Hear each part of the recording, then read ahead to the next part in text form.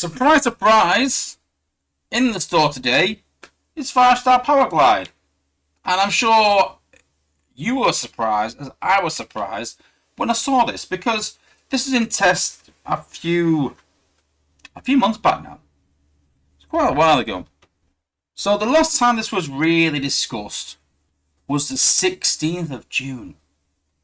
And even at that point, it was kind of signed off as really done, I think.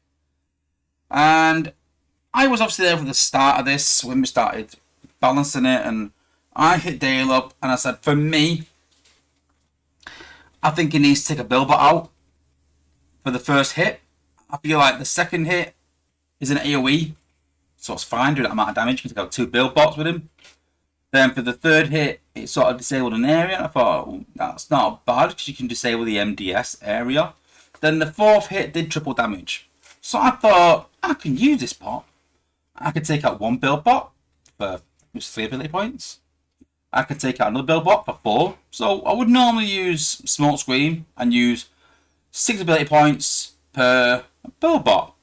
So I was like, okay, 3 and then 4. That's a cost reduction. That's a cheaper alternative. I like that. Then it disables an area. I was like, you know what, I might use that. I might not. But I've still got a cheaper Billbot destroyer in my team. So I don't mind that. And then with the triple damage, I thought I could do some damage around the cluster with that. So I can see some utility in this. I can seem a bit like Blue Streak. Blue Streak's damage evolves. So does Powerglide's. Powerglide was cheaper than Blue Streak at the time, if you remember. Because obviously Blue Streak's now had a buff where his cost got reduced. So I was like, I can see some utility in Powerglide. It's a jet, it's a different class. I don't mind that. I don't mind it. So it was doing around 6k damage for a Billbot. Then it was doing like 18k damage, which is a lot, if I'm honest with you. And we talked about it, I said 18k sounds a lot. So I said the magic number is, you know, around 12k, I think that's standard.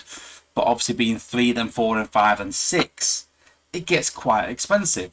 You know, and talking 6 ability points for the last one, but you've also got to use 3 and 4 and 5 to get there. So it's 3, 7, 12, 18 ability points. But for 18 ability points, you take a couple of Billbots out, you disable an area, and taking out an MDS maybe. Or 2 even, or whatever. But I was like, you know what? I don't mind that. I don't mind that. And I kind of like where we're at roughly. Fast forward another 4 weeks to today when I've seen 5-star Powerglide, and I thought, ooh, I didn't go for tracks because I feel like 5-star tracks was too similar. But Powerglide is a combiner bot. So I thought, maybe I might buy him. But then one thing hit me. This is supposed to be a legacy bot. Where's the legacy event? Is the legacy event coming? Because when they release tracks, and tracks is never supposed to be a legacy, tracks is always supposed to be in the store.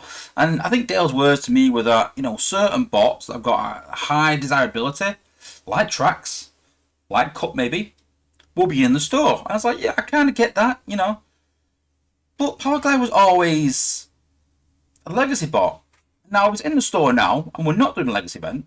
Tracks has been announced as coming out next year. Does that mean we've got to wait till next year for Powerglide? So here's Powerglide stats. And I thought, before I'm going to buy it, which I might, I'm going to look at his stats first. And let's just make sure that he's doing what he did. So the first thing I noticed was that just a bomb that deals 4,974 damage. So that's been reduced from what it was. Okay, well, he needs to take out Billbots, I mean. The way I vision using this, he has to take out Billbots in his first use. Maybe other people will see more utility, but for me, you can take out a mine with it, a spider mine, but spider mines generally get hacked or just destroyed. After that is Billbots. That's the lowest HP building. That's, you know, defense. So if we can't take out that, then what use has he got? So we're doing 5k damage. Then you're doing 5k damage in an area, but again, if you wanted to use it twice in the shield gen to take it out, you're still talking 7 ability points to take out the shield gen. And then disable an area for 10 seconds, but it's still only doing 5k damage. You can disable the NDS for 10 seconds, but As I said before, I'm not a fan of disabling things. Now, if that's part of the rest of the idea that I'm killing build bots and doing good damage, then I can handle that disable. I can utilise it. But at the minute, I've just said that I'm not really feeling the first hit. I'm not really feeling the second hit. So why am I using the first and second hit to get to the third hit when I'm not really feeling that? Then we get to the fourth hit for 6 ability points. It deals 1.75 times the damage. So we've gone from 3 times the damage, which was 18k, which was OP. I get that. To 1.75. Now, when it was 6k, doing dual damage at 12k, I feel like it was balanced well doing 12k damage in an area. Maybe 11k even. You know, that's sort of roughly the right number. But because we've dropped the damage down of the initial one and dropped the multiplier down to 1.75, it's a double whammy. That all of a sudden now, it's like 8.5, 9k. And so, his AoE can't take out an area really. His first use can't take out a build bot. His second use can't take out a build bot. So, what's his utility? So we're going to put him down. 3 ability points. Let's try and take out a build bot. Nope. And then if you look at his range is a lot smaller than what it was on live as well. So, he can't do the utility of taking build bots out as well even. So he's not as good a smoke screen taking out build bots, even for cheaper.